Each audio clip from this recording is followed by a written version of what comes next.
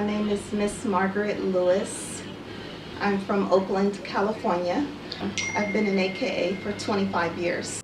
It was inspiring to me. I think not necessarily any person at that time. I think it was the sisterhood of all the AKAs at UC Santa Barbara was inspiring to me. I enjoyed the atmosphere. I enjoyed their camaraderie. I enjoyed their leadership skills, and I learned a lot from them. And I think the overall perspective, and then especially when I learned more history about Alpha Kappa Alpha, that it was the first sorority to be founded, Black Greek letter sorority. I wanted to be a part of a group of women that were the first. And that was inspiring to me. But I also had my favorite roommates in college who were AKAs, Renelle Woodard and Faith Battles and Krista Carruthers. They were all AKAs, my roommates in college. That was another inspiring experience to have them to encourage me to be a part of this organization. And I love them and I thank them for that to this day. Well, our sorority, we thrive upon what we do is we pick particular targets we would like to work on, and it depends on who is our president at that time, and they will influence what direction they want us to go in terms of our community service. And so at this time, we're focused in on breast cancer awareness. We're focused in on HBCUs, historically Black colleges.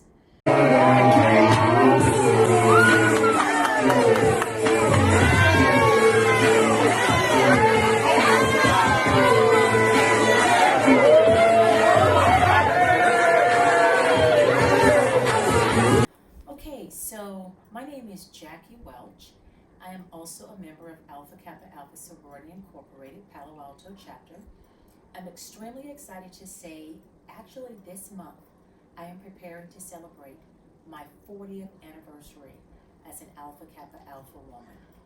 I have been an AKA since fall 1980. I also attended a historical Black college, that being Tennessee State University. Now I am categorized as a life member and also a silver member.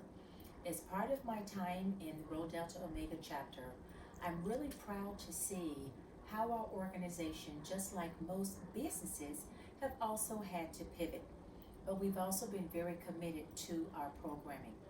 One of the most creative moments this year that really stood out for me was the planning of our annual retreat. This has always been a time that we have looked forward to getting together, having an entire weekend together, starting usually on a Friday evening.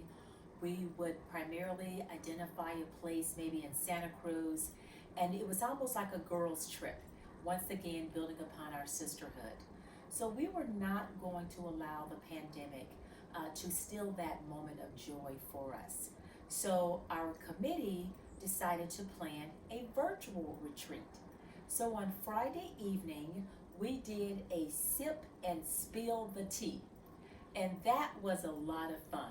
We had a chance to talk about movies, talk about real life situations, and then on Saturday morning, we started our day just like we normally would if we were together.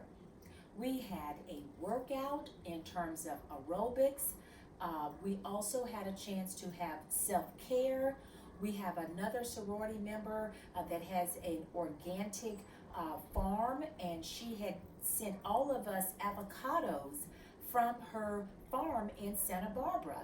And at 12 noon, we all made lunch together. And it was just amazing. And then we also had a chance to talk about stress that's currently showing up in our lives and how we currently deal with that. At 3 o'clock, we had a moment of meditation. And then at 4 o'clock, we got together and had good old-fashioned line dancing. And keep in mind, this was all done remotely. And then that evening at 6 o'clock, we all got together for what we pride ourselves on, and that is a friendly, competitive game night. And so that was a lot of fun. And then on Sunday, we closed out the retreat with a moment of meditation and spiritual food for the soul. And that was just such a wonderful, wonderful example of our programming. And I thoroughly, thoroughly enjoyed that because our sisterly retreat really does allow us to continue to build upon the bonds of our sisterhood. Well, I became an AK in 1985. Wow. Um, and my inspiration was in high school.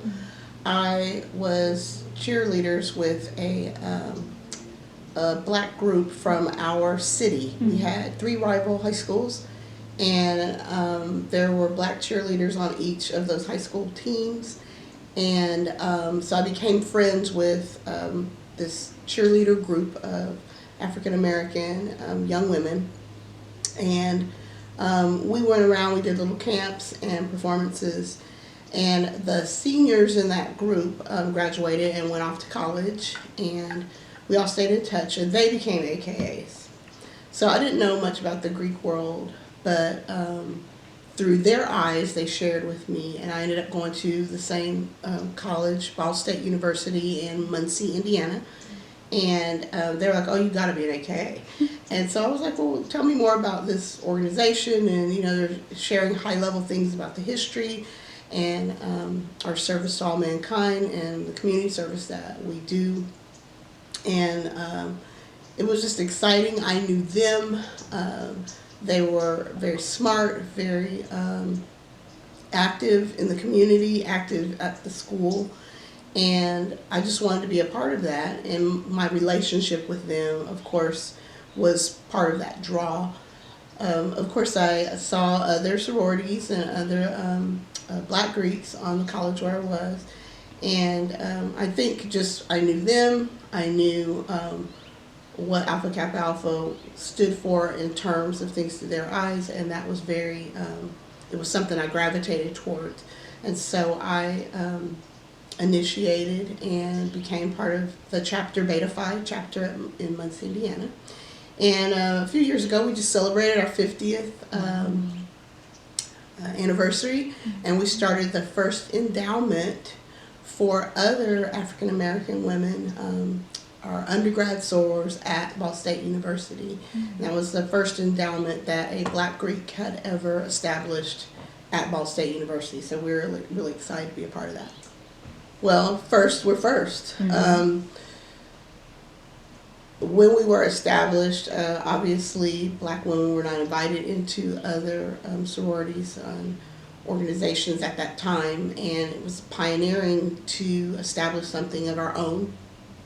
And other reasons why I continue to be affiliated with Alpha Kappa Alpha is it's elation. It's pure elation. That's the word I come to. When she was nominated, again, my husband and I have followed Soror Kamala for a while in general, just always thought she was sharp and on her game. And again, she was in the presidential race, and there was, I was excited for her in general, but then for her to be nominated as the vice president running mate of Joe Biden, it was just exciting. We were jumping up and down, or I'll just say I was, just when it actually happened, and she was giving her speech in her continuous, beautiful, pearl-looking outfit. I knew it was coming. I was excited, but I literally cried and cried and cried as she just gave her speech. It was beautiful. It was history making, and it is so Alpha Kappa Alpha. We're first. We're first. Not being together is extremely difficult. I miss my sorors. We certainly have a monthly meeting, but committee meetings, and yes, we do events, fundraisers. We go out into the community and we're touching people, helping people during this time of year, not just now, but because of the pandemic, they are in more need. And so some of those funds that we did not use because we were doing physical, were not able to do physical events, we're able to use that to help some of those organizations that need us. Right now I'm putting together Christmas gifts to send out, small gift to send out to each of my sorors, and it's something that I can still do for the sorority, and I'm doing it in my living room. And then we'll all get together virtually in a few weeks, just to celebrate and carry on with our business. Kiwi, my sorors.